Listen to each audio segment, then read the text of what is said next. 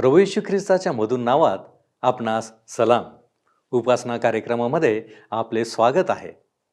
प्रियांनो, आज आपण प्रभू येशूचे डोंगरावरील प्रवचन याचे अध्ययन सविस्तररित्या करणार आहोत. कालच मी तुम्हाला आव्हान केले होते की प्रवचन तुम्ही अगोदर वाचून यावे. माझी खात्री आहे या प्रवचनाचे वाचन आपण केले असणार. यामध्ये पुष्कळ गोष्टींविषयी सांगण्यात आलेले आहे. आपण लक्षपूर्वक या गोष्टी समजून घेण्याचा प्रयत्न करू. तर मग चला प्रियानो, आपण आजच्या अध्ययनास सुरुवात करूया. श्रोत्यांनो, आज आम्ही मत्तेकृ शुभवर्तमान ह्याच्या 5व्या अध्यायाचे अध्ययन करणार आहोत. ह्या अध्यायामध्ये डोंगरावरील प्रवचन नोंदण्यात आलेले आहे आणि हे प्रवचन ह्या ठिकाणी आमच्या समोर मांडण्याचा जो प्राथमिक उद्देश आहे तो हा आहे की मानवासमोर राज्याचे जे नियम आहेत, कायदे आहेत, ते मांडण्यात यावेत. मत्ते ह्या ठिकाणी एका राजाविषयी बोलत आहे जो स्वतःला सादर करण्याकरिता येणार आहे आणि बप्तिस्मा करणारा योहान त्याच्या समोर येणारा होता आणि तो त्याचा मार्ग तयार करणारा होता. राजाने शिष्यांना त्याच्या मागे चालण्याकरिता पाचारण केले. आता तो ह्या राज्याचा जो नियम आहे तो आमच्या समोर मांडत आहे. श्रोत्यांनो, पुष्कळदा लोक डोंगरावरील प्रवचनांना आपल्या जीवनाचा एक कायदा किंवा नियम बनवतात आणि त्यांना असं वाटतं की ह्या नियमांप्रमाणे आम्ही चाललो तर आम्ही फार धार्मिक आहोत, नीतिमान आहोत. परंतु पुष्कळदा त्यामुळे ख्रिस्ती लोकांची आणि देवावर विश्वास ठेवणाऱ्या लोकांची फसगत होते. कारण वचन आम्हाला सांगतं, मनुष्य नियमशास्त्रातील कृत्यांनी नीतिमान ठरत नाही. जर नियमशास्त्रातील कृत्यांनी कोणी नीतिमान ठरू शकला नाही तर डोंगरावरील प्रवचनाद्वारे नीतिमान ठरणे त्याहीपेक्षा 10 पटीने कठीण होईल.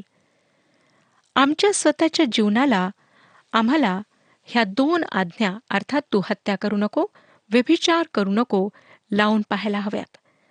मत्तेयाने डोंगरावरील जे प्रवचन नोंदले आहे ते मला वाटतं फक्त ख्रिस्ताने दिलेल्या संदेशाचा सांगाड आहे.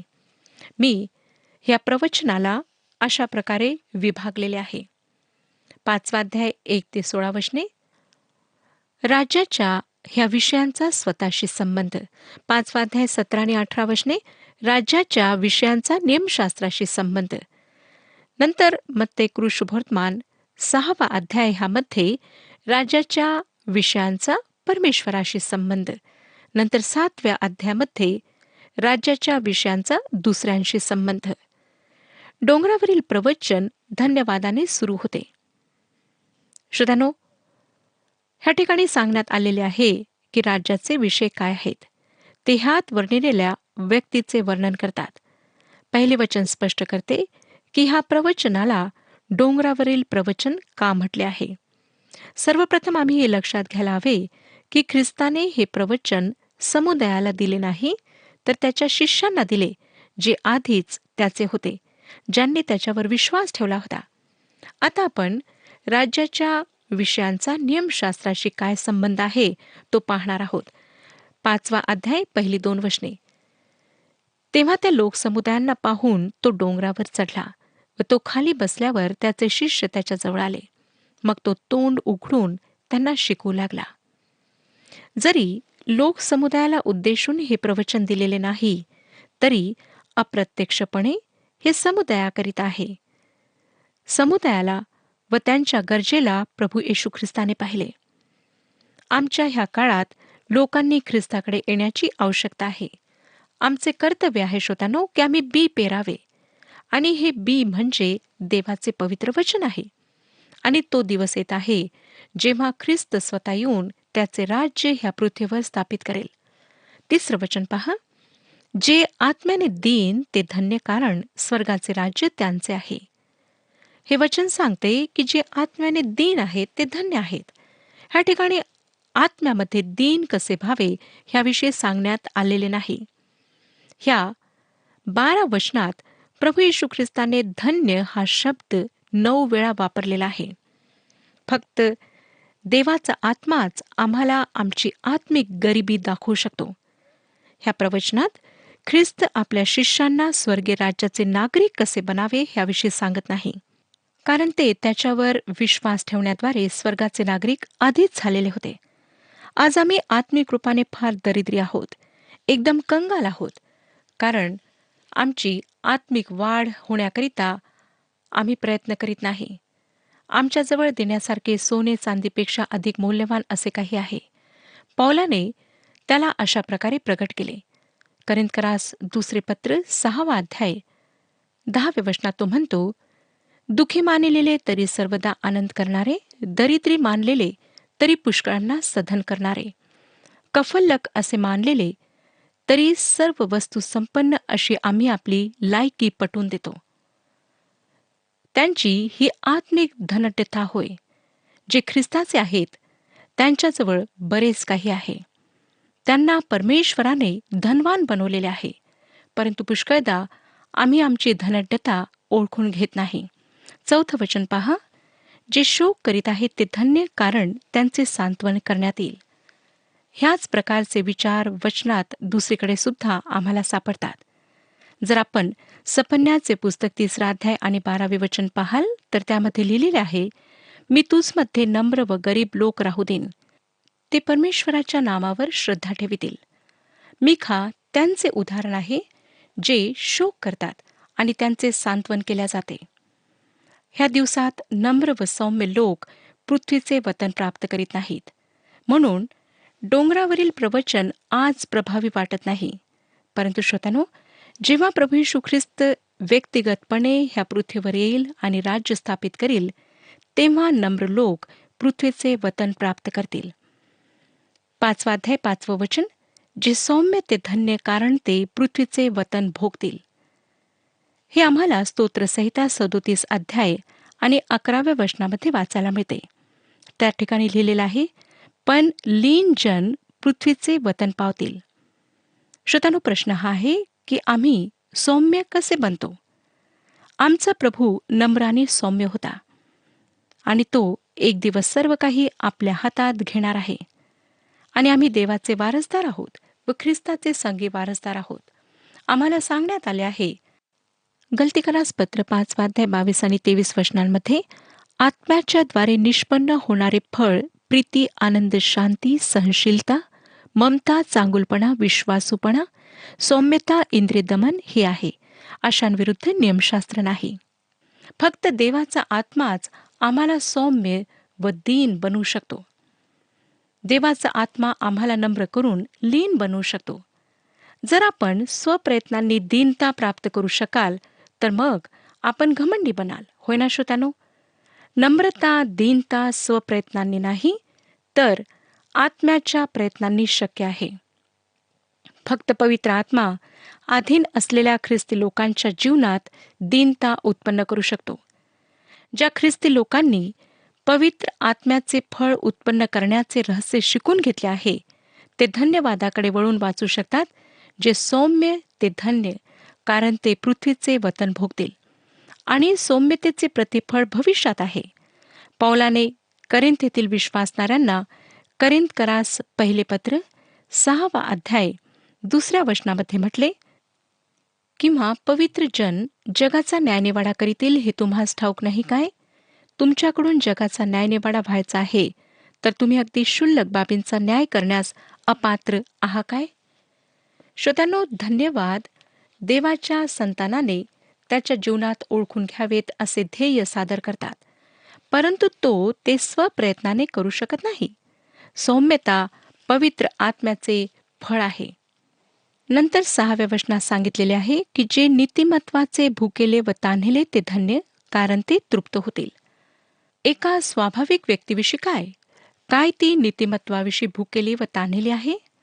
करिंथकरास पहिले पत्र 2 अध्याय 14 वचनामध्ये लिहिले आहे, स्वाभाविक वृत्तीचा माणूस देवाच्या आत्म्याच्या गोष्टी स्वीकारित नाही, कारण त्याला त्या मूर्खपणाच्या वाटतात आणि त्याला त्या समजू शकणार नाहीत, कारण त्यांची पारख आत्म्याच्या द्वारे होते. स्वाभाविक वृत्तीचा जो माणूस आहे त्या माणसामध्ये आणि आत्मिक वृत्तीच्या माणसामध्ये विरोध असतो, कारण आत्मिक वृत्तीच्या व्यक्तीला ख्रिस्तामध्ये ख्रिस्ताचे नीतिमत्व प्राप्त झालेले असते. करिंथकरास पहिले पत्र 1 अध्याय आणि 3 वचनामध्ये सांगितलेले आहे, त्याच्याकडून तुम्ही ख्रिस्त येशूमध्ये आहात. तो देवापासून आपल्याला ज्ञान म्हणजे नीतिमत्व आणि पवित्रीकरण असा झाला आहे. 7 वचन, जे दयाळू ते धन्य, कारण त्यांच्यावर दया होईल. श्रोत्यांनो, आमच्या दिवसात ह्या वचनाविषयी बराच गैरसमज आहे. लोकांचा असा समज झालेला आहे की जर दया दाखवाल तर दया होईल, परंतु ह्या अटीमुळे आमच्यावर परमेश्वर दया करीत नाही. तीताला पत्र 3 अध्याय आणि 5 वचनामध्ये परमेश्वराचं पवित्र वचन सांगतं. तीताला पत्र 3 अध्याय 5 वचन, तेव्हा आपण केलेल्या नीतीच्या कृत्यांनी नव्हे, तर नव्या जन्माचे स्नान व पवित्र आत्म्याने केलेले नवीकरण ह्यांच्याद्वारे त्याने आपल्या दयेनुसार आपणास तारिले. आम्हाला दया करायची आहे, कारण आमच्यावर दया करण्यात आलेली आहे. पेत्राचे पहिले पत्र 2 अध्याय 9 आणि 10 वचने सांगतात, पण तुम्ही निवडलेला वंश, राजकीय याजकगण, पवित्र राष्ट्र, देवाचे स्वतःचे लोक असे आहात, ह्यासाठी की ज्याने तुम्हास अंधकारातून काढून आपल्या अद्भुत प्रकाशात पाचारण केले, त्याचे गुण तुम्ही प्रसिद्ध करावे. 8 वचन, जे अंतकरणाचे शुद्ध ते धन्य, कारण ते देवाला पाहतील. कोणताही प्रामाणिक माणूस हे म्हणू शकत नाही की त्याचे अंतकरण पवित्र आहे. मानवाचे अंतकरण जे इतक्या दुष्टतेने भरलेले आहे, ते कसे निर्मळ होईल, कसे शुद्ध होईल? प्रभू येशू ख्रिस्ताने योहान कृत शुभवर्तमान 15 अध्याय 3 वचनामध्ये म्हटले, जे वचन मी तुम्हाला सांगितले त्यामुळे तुम्ही आता शुद्ध झालाच आहात. फक्त श्रोत्यानो, ख्रिस्ताचे रक्त आम्हाला आमच्या सर्व पापांपासून शुद्ध करते. योहान आपल्या पहिल्या पत्राच्या 1 अध्यायाच्या 7 वचनामध्ये लिहितो, योहानाचे पहिले पत्र 1 अध्याय 7 वचन, त्याचा पुत्र येशू ह्याचे रक्त आपल्याला सर्व पापांपासून शुद्ध करते. पुढे 9 वचन, जे शांती करणारे ते धन्य, कारण त्यांना देवाची मुले म्हणतील. श्रोत्यानो, काय आपण एकातरी अशा व्यक्तीचे नाव आज सांगू शकता का की जी शांती स्थापित करू शकते? आज कोणीही शांती स्थापित करू शकत नाही. ख्रिस्तच शांती स्थापित करणार आहे. त्याने स्वतःच्या पवित्र रक्ताच्या द्वारे नित्यमान परमेश्वर व पापी मानवामध्ये शांती स्थापित केली. रोमकरास पत्र 5 अध्याय आणि 1 वचन आम्हाला सांगतं, म्हणून आपण विश्वासाने नीतिमान ठरविलेले आहो, म्हणून आपणाला आपल्या प्रभू येशू ख्रिस्ताच्या द्वारे देवाबरोबर शांती आहे. 10 वचन, नीतिमत्वाकरिता ज्यांचा छळ झाला आहे ते धन्य, कारण स्वर्गाचे राज्य त्यांचे आहे. आमच्या दिवसाकरिता व इस्रायलच्या उर्वरित लोकांकरिता महासंकटाच्या काळात ह्याचे लागूकरण पाहणे फार सहज आहे. परंतु जे राज्य भविष्यात स्थापित होणार आहे, काय त्याला आपण हे लागू करू शकतो? काय त्या राज्यात सर्व दुष्टता दूर होणार नाही? पुष्कळसे शास्त्रपाठ असे सुचवतात की त्या 1000 वर्षाच्या राज्यात वाईट किंवा दुष्ट गोष्टी ह्या जगात अस्तित्वात असतील, कारण ती पारखण्याची वेळ असेल. प्रगटीकरणाचे पुस्तक 20 अध्याय 7 ते 9 वचने आम्हाला सांगतात. प्रगटीकरणाचे पुस्तक 20 अध्याय 7 ते 9 वचने, ती 1000 वर्षे संपल्यावर सैतानाला कैदेतून बंधमुक्त करण्यात येईल आणि तो पृथ्वीच्या 4 कोपऱ्यातील गोग व मागोग राष्ट्रास ठकवावयास व त्यास लढाईसाठी एकत्र करावयास बाहेर येईल. त्यांची संख्या समुद्राच्या वाळू इतकी आहे. 1000 वर्षांच्या शेवटी हे जे बंड पुकारण्यात येईल त्यावरून हे स्पष्ट होते की 1000 वर्षाच्या काळात सुद्धा दुष्टता अस्तित्वात असेल. 13 ते 14 वचने आता आपण वाचूया. तुम्ही पृथ्वीचे मीठ आहात, पण जर मिठाचा खारटपणाच गेला तर तो खारटपणा त्याला कशाने आणता येईल? पुढे ते बाहेर फेकले जाऊन माणसाच्या पायांखाली तुडविले जाण्यापलीकडे त्याचा कसलाच उपयोग होत नाही. श्रोत्यानो, परमेश्वराचे लोक कोणत्याही काळात कोणत्याही परिस्थितीत ह्या जगात मीठ व प्रकाश आहेत. आम्हाला ह्या जगात मीठ व प्रकाश म्हणून राहून देवाचे गौरव करायचे आहे. देवाचे वचन प्रकाश आहे, त्याला आम्हाला दुसऱ्यांपर्यंत पोहोचवायचे आहे. प्रकाश असणे ह्याचा अर्थ असा नाही की आमच्यामध्ये स्वयंप्रकाश आहे, परंतु देवाचे वचन प्रकाश आहे. देवाचे वचन कोणत्या ना कोणत्या प्रकारे इतरांना देण्यात आमचा देवाला गौरव देण्यामध्ये सहभाग आहे आणि त्याद्वारे आम्ही त्याचा प्रकाश इतरांपर्यंत पोहोचवू शकतो. 16वं वचन, त्याप्रमाणे तुमचा प्रकाश लोकांसमोर असा पडू द्या की त्यांनी तुमची सत्कर्मे पाहून तुमच्या स्वर्गातील पित्याचे गौरव करावे. काही उदारमतवादी असे आहेत ज्यांना वाटतं की डोंगरावरील प्रवचन हे परमेश्वर केंद्रित नसून मानव केंद्रित आहे. परंतु श्रोत्यानो, हे मानव केंद्रित नसून परमेश्वर केंद्रित आहे. हे वचन असं सांगत नाही की त्यांनी तुझे गौरव करावे, तुझ्या पाठीवर थोपटावे, तुला सोन्याचे पदक व पारितोषिक द्यावे. परंतु हे वचन सांगते की त्यांनी आमच्या पित्याचे गौरव करावे जो स्वर्गात आहे. ह्या जगात राहत असताना आम्हातील प्रत्येकाला देवाचे गौरव करायचे आहे. आमच्या जीवनाचा उद्देश व हेतू देवाचे गौरव करणे हा असावा. आता आपण राज्याच्या विषयांचा नियमांशी संबंध पाहणार आहोत. लक्षात घ्या श्रोत्यानो की मोशेच्या नियमशास्त्राचा काही भाग विधी विषयीचे नियम होते. ख्रिस्त जगाच्या पापांसाठी बलिदान होण्याकरिता ह्या पृथ्वीवर आला. पृथ्वीच्या निर्मितीआधी त्याला वधण्यात आले. ख्रिस्त नियमांना दूर करण्याकरिता नाही, तर त्यांना पूर्ण करण्याकरिता आला. ख्रिस्ताने स्वतः नियमांचे पालन केले. जो एक स्तर नियमशास्त्राद्वारे त्याने मानवासमोर ठेवला तो त्याने स्वतः पूर्ण केला.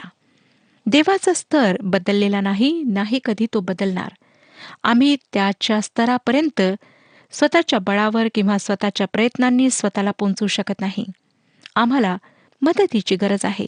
आम्हाला तारकाची गरज आहे. कृपेची गरज आहे. ही कृपा जेव्हा आम्ही ख्रिस्ताजवळ येतो तेव्हा आम्हाला प्राप्त होते. आम्ही स्वप्रयत्नांनी कधीच परमेश्वराजवळ पोहोचू शकत नाही. आता 18वं वचन पहा. कारण मी तुम्हास खचित सांगतो, आकाश व पृथ्वी ही नाहीशी होईपर्यंत सर्व काही पूर्ण झाल्याशिवाय नियमशास्त्रातील एकही काना किंवा मात्रा रद्द होणार नाही.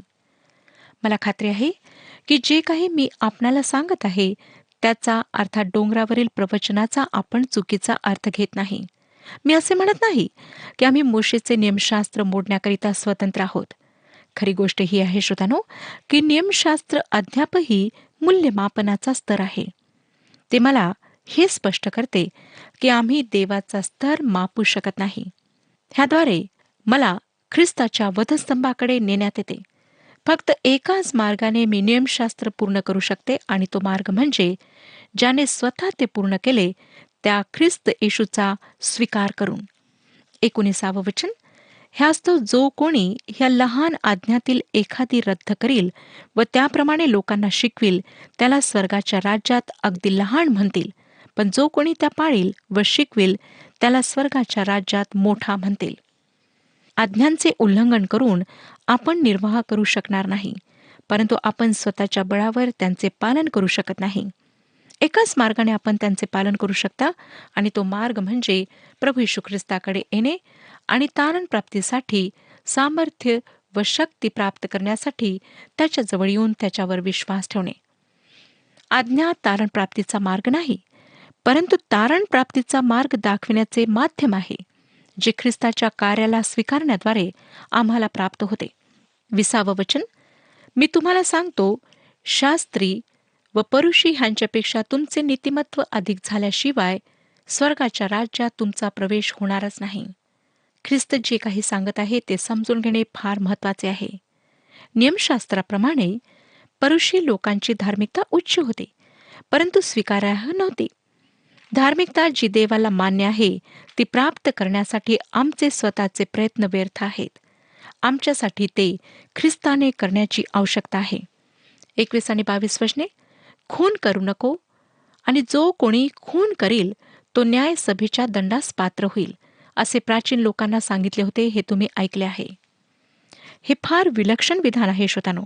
ह्याचा अर्थ जर आपण आपल्या भावावर क्रोधित आहात तर आपण खुनी आहात. काय आपण मोशेचे नियमशास्त्र पाळण्याचा दावा करता? आपण त्याला मोडून निर्वाह करू शकणार नाही. डोंगरावरील प्रवचन आमचा धर्म आहे असे म्हणून आपण त्यातील प्रत्येक गोष्टीचे उल्लंघन करू शकत नाही. प्रिय श्रोतांनो, आम्हाला अशा तारकाची गरज आहे ज्याने स्वतः संपूर्ण नियमशास्त्राचे पालन केले व जो आम्हाला स्वतःचे नीतिमत्व देऊ शकतो. 26 वचन, मी तुला खचित सांगतो, दमडी न दमडी फेडीपर्यंत तू त्यांच्यातून सुटणारच नाहीस. ख्रिस्त ह्या ठिकाणी त्याच्या शिकवणुकीला मोशेच्या नियमापेक्षा वरच्या स्तरावर आणत आहे. तो स्वतःला नियम देणारा व त्यांचे स्पष्टीकरण देणारा ही पदवी देत आहे. 27 आणि 28 वचने, व्यभिचार करू नको म्हणून सांगितले होते हे तुम्ही ऐकले आहे. मी तर तुम्हाला सांगतो, जो कोणी एखाद्या स्त्रीकडे कामेच्छेने पाहतो त्याने आपल्या मनात तिच्याशी व्यभिचार केलाच आहे. डोंगरावरील प्रवचन दाखवते की आम्हातील प्रत्येकाने पाप केले आहे व आम्हाला दया व मदत प्राप्त करण्यासाठी ख्रिस्ताकडे येण्याची आवश्यकता आहे. कारण तोच आम्हाला पापांपासून सुटका देऊ शकतो, तोच आम्हाला तारण देऊ शकतो. पुढील वचनात प्रभू येशू नियम व मानवाचा त्यांच्याशी संबंध फार चांगल्या प्रकारे स्पष्ट करतो. 29 आणि 30 वचने पहा. तुझा उजवा डोळा तुला पापास प्रवृत्त करीत असेल तर तो उपटून टाकून दे, कारण तुझे संपूर्ण शरीर नरकात टाकले जावे ह्यापेक्षा तुझ्या एका अवयवाचा नाश व्हावा हे तुझ्या हिताचे आहे. तुझा उजवा हात तुला पापास प्रवृत्त करीत असेल तर तो तोडून टाकून दे, कारण तुझे संपूर्ण शरीर नरकात पडावे ह्यापेक्षा तुझ्या एका अवयवाचा नाश व्हावा हे तुझ्या हिताचे आहे. हे प्रकट करते की आपण परमेश्वराच्या स्तरापर्यंत पोहोचू शकत नाही. आम्हाला तारणाऱ्याची गरज आहे. आम्ही नियमांचे पालन करतो म्हणून आम्ही स्वतःला फसवून घेऊ नये, कारण आम्ही जर अशा प्रकारे स्वतःला धार्मिक समजू, नीतिमान समजू, तर आपण ढोंगी आहोत. आज अनेकांना वाटतं की आम्ही चांगले कार्य करतो, आम्ही पुण्य कार्य करतो, त्यामुळे आम्ही फार धार्मिक आहोत आणि परमेश्वर आम्हाला कोणत्याही परिस्थितीत स्वीकारेल. परंतु श्रोत्यानो, ही आमची चुकीची समजूत आहे. प्रभू येशू ख्रिस्ताशिवाय आम्ही परमेश्वराजवळ पोहोचू शकत नाही. आम्हाला तारणाऱ्याची गरज आहे. अशा व्यक्तीची गरज आहे जो आमची मदत करू शकेल आणि फक्त प्रभू येशू ख्रिस्तच ह्या विषयात आमची मदत करू शकतो. म्हणून आजच त्याच्या हातात आपले जीवन समर्पित करा आणि तारणाचे आश्वासन प्राप्त करून घ्या. परमेश्वर आपला सर्वांस आशीर्वाद देव. प्रियानो, आज आपण पाहिले की डोंगरावरील प्रवचन हे परमेश्वर केंद्रित आहे. आमच्या जीवनात आम्हाला तारणाऱ्याची गरज आहे. ख्रिस्ताच्या कृपेची गरज आहे. ख्रिस्ताच्या आज्ञेचे पालन हे आम्हाला स्वर्गाच्या राज्यात एक वेगळे स्थान देणारे आहे. जी वचने आज आपण पाहिली त्याद्वारे आम्हाला समजले की आज्ञेचे उल्लंघन करण्यासाठी कृती होणे जरुरीचे नाही, तर केवळ विचार जरी मनात आणला तरी आम्ही अपराधी म्हणून गणले जाणार आहोत. म्हणूनच आमच्यातील उणेपणा दूर करण्यासाठी ख्रिस्ताकडे आपले लक्ष केंद्रित करणे आवश्यक आहे. तर चला आपण आपली दृष्टी ख्रिस्ताकडे लावू. आपण नतमस्तक होऊ. आपण प्रार्थना करू. आमच्यावरती प्रीती करणाऱ्या आमच्या प्रेमळ परमेश्वर देव बापा, आम्ही तुझे आभारी आहोत यासाठी की प्रभूजी तू आमच्यावरती आजही प्रीती करीत आहेस. आणि प्रभू परमेश्वर देवप्पा, आम्ही तुझ्या अधिक सानिध्यामध्ये राहावं ही तुझी इच्छा आहे. आणि म्हणून प्रभूजी आमचं जीवन जे तुझ्याद्वारे आशीर्वादित होत आहे, आमचं जीवन ज्याला तू एक वेगळा आकार दिलेला आहे, आमच्या जीवनामध्ये जो तू आम्हाला मार्गदर्शन करीत आहे, खरोखर बापा आम्ही तुझ्या नावाला धन्यवाद देतो. प्रभूजी आम्ही आमची दृष्टी प्रभू येशू ख्रिस्ताकडे लावण्याचा प्रयत्न करतो की जेणेकरून प्रभूजी आमच्या अंतःकरणाने खऱ्या अर्थाने त्याला स्वीकारावं आणि प्रभूजी आमचं जीवन अधिक सुखी व्हावं आणि तुझ्या इच्छा आमच्या जीवनामध्ये परिपूर्ण व्हाव्यात. यासाठी प्रभूजी आम्ही प्रत्येक जण लीन होतो, नम्र होतो, तुझ्या चरणापाशी येतो. आम्ही तुला विनंती करतो, आमच्या विनंत्या तुला मान्य असू दे. येशू ख्रिस्त आमचा प्रभू याच्याद्वारे ही विनंती केली आहे म्हणून तू ऐक. आमेन. आपला प्रभू येशू ख्रिस्त याची कृपा तुमच्या आत्म्याबरोबर असो.